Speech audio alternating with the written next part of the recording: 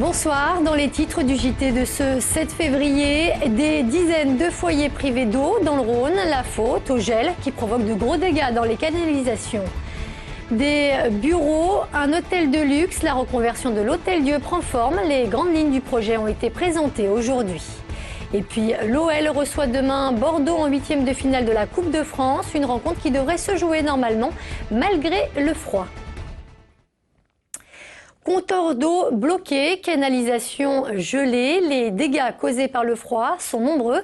Depuis 3 jours, chez Veolia, qui gère la quasi-totalité du réseau de l'agglomération, le nombre d'interventions a d'ailleurs été multiplié par 10. Les précisions de Benoît d'Autriche. Donc là, il ne coule pas. Dans les locaux de cette petite entreprise de Dardy, depuis vendredi, rien à faire, ça ne coule pas. Ici, on répare des machines à coudre et des chaudières, alors la situation commence à devenir critique. En fait, le compteur a explosé cette nuit. Il y a des sanitaires pour l'administratif, et puis la réparation des machines, des chaudières où on a besoin d'eau. Donc ça devient urgent, quoi. Là, ça commence à être compliqué, oui. Et pour réparer, plus d'une vingtaine de plombiers sillonnent l'agglomération. Depuis ce week-end, ils enchaînent les interventions. La plupart du temps, la conduite a gelé et il suffit de la chauffer pour faire repartir l'eau. Mais dans certains cas, c'est un peu plus compliqué. À mon avis, il y a carrément une casse franche ici parce que ça sortait avec un très gros débit. Donc je pense plutôt pour un tuyau qui s'est déboîté de son raccord ou quelque chose dans ce goût-là. D'ailleurs, ce matin, c'était ça. J'ai fait 3 interventions, c'était du manque d'eau. Le nombre d'interventions qui explose, c'est ici qu'on le voit le mieux, dans les locaux de Veolia. J'ai une intervention pour toi dans le 3e, un manque d'eau au 233 rue Vendôme. L'entreprise qui contrôle 90% du réseau d'eau potable lyonnais reçoit jusqu'à 250 appels par jour depuis samedi. C'est 5 fois plus que la moyenne, alors il faut gérer. Ouais, on a des clients prioritaires, on a des clients qui sont dialysés, on ne peut pas les laisser sans eau. Des gens avec des nourrissons, des gens âgés, voilà. Donc on priorise et on est intervenu donc de 8h du matin à 20h non-stop.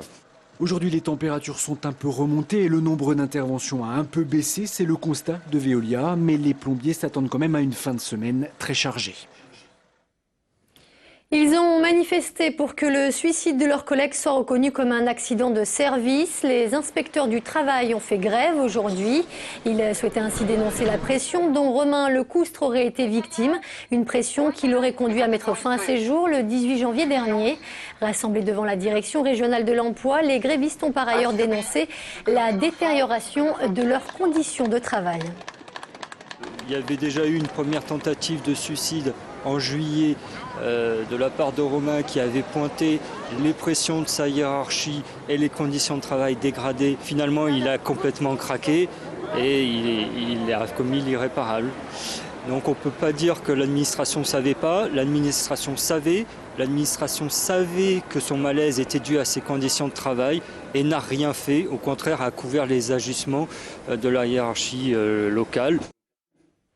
Jean-Luc Mélenchon était à Saint-Fond aujourd'hui. Le candidat du Front de gauche à la présidentielle est venu apporter son soutien aux salariés d'Arkema, des salariés qui s'opposent à la cession du pôle Villinic au groupe Clèche. Ils redoutent des licenciements massifs. Le site de Saint-Fond compte près de 280 postes. La campagne électorale, elle doit servir à ça, à rendre visibles les invisibles, à mettre la lumière là où elle ne s'y trouve pas, et on donne un coup de main aux camarades et eux, en retour, leur mobilisation, eh bien, elle sert la cause que nous défendons. C'est ni plus ni moins qu'une rencontre entre un candidat et des salariés en doute, avec des craintes, et nous allons lui faire partager nos craintes, de manière à ce que l'Arkema retire son projet. Et puis toujours au volet social, les enseignants de Vaux-en-Velin ont fait grève aujourd'hui. Ils redoutent la suppression à la rentrée prochaine des postes RASED, REP et CLIN qui viennent en aide aux enfants en difficulté. Un mouvement très suivi puisque selon les syndicats, 13 écoles étaient fermées aujourd'hui. On supprime ces postes-là qui permettent aux enfants de raccrocher les wagons et d'apprendre. Et ben, je dirais, c'est la fin de l'éducation prioritaire et c'est la fin surtout de l'aide aux enfants les plus en difficulté. Les premières conséquences, c'est qu'il n'y aura plus possibilité justement de faire des décloisonnements dans ces classes et que les enseignants se retrouveront tout seuls devant leur classe avec des enfants qui sont en difficulté de langage, qui sont en difficulté de comportement. Un an tout juste avant le début des travaux, on en sait un peu plus sur le projet de reconversion de l'Hôtel-Dieu. Outre un palace, des bureaux ainsi que des commerces verront bientôt le jour. Jean-Marc Roffa nous fait découvrir les premières images de ce vaste chantier dévoilé aujourd'hui. Ici, c'est un grand cloître et qui retrouvera ce qu'on appelle son jardin de plantes médicinales et odoriférantes qui est sous la forme de, on va dire, de caissons. Voici un aperçu de la métamorphose de l'Hôtel-Dieu à l'horizon 2016 après les travaux qui débuteront l'an prochain. C'est fait pour recevoir du public, essayer d'adapter au mieux la fonction avec le lieu. Commerce au rez-de-chaussée, bureaux, centre de convention, musée de la santé et un hôtel 5 étoiles sous le Grand Dôme. Ce sera la vitrine de la renaissance de ce bâtiment. D'avoir un hôtel 5 étoiles dans une ville comme Lyon, d'une capacité de 140 à 150 chambres, c'est quelque chose qui a du sens et ça doit contribuer également à l'attractivité et au rayonnement de la ville.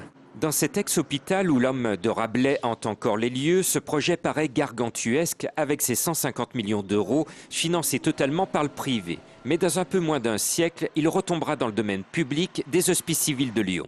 Il y aura en fait ce qu'on appelle un bail à construction, c'est-à-dire qui va durer d'ailleurs 94 ans, 4 ans de travaux, 90 ans d'exploitation. Et au terme de ce bail, les Hospices civils vont récupérer le bâtiment qui aura été restauré et qui aura été bien évidemment entretenu. Le projet prévoit un trottoir de 11 mètres de large côté Rhône, de nombreuses ouvertures de part et d'autre pour que les Lyonnais s'approprient le nouveau bâtiment. Les jardins dans les cours intérieures seront forcément très prisés. Un mot de rugby, l'information est tombée dans la journée. Mathieu Lazerge, l'entraîneur principal du Loup, vient d'être mis à pied. Un départ lié sans doute à la dernière défaite des Lyonnais face à Bordeaux, concurrent au maintien en top 14. Le club annonce qu'il sera remplacé par Xavier Sadourny, joueur et actuellement blessé. Quant à Raphaël Saint-André, il serait maintenu à son poste de directeur sportif. En foot, les matchs s'enchaînent pour l'OL après Marseille dimanche et avant Caen samedi. Les Lyonnais affrontent Bordeaux demain en 8e de finale de la Coupe de France. Une rencontre qui se disputera exceptionnellement à 16h15 et non à 20h50 sur la pelouse de Gerland, chauffée spécialement pour l'occasion. Les précisions de Jasmine Sorg. Ils ne s'étaient pas rencontrés depuis 1973 en Coupe de France. OL Bordeaux, belle affiche pour les 8e.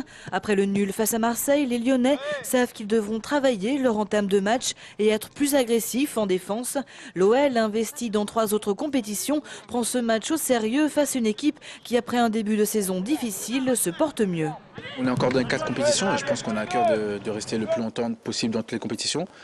Donc à partir de là, c'est un match à élimination directe, donc on sait à quoi s'attendre. Et face à l'équipe de Bordeaux qui est bien en ce moment, donc ça va être encore un gros match et à nous de bien le maîtriser. Sur les 8 matchs des 8e de finale, 3 ont dû être reportés à cause du froid. Ce n'est pas le cas à Lyon, le club s'étant doté d'un système hors gel en 2010.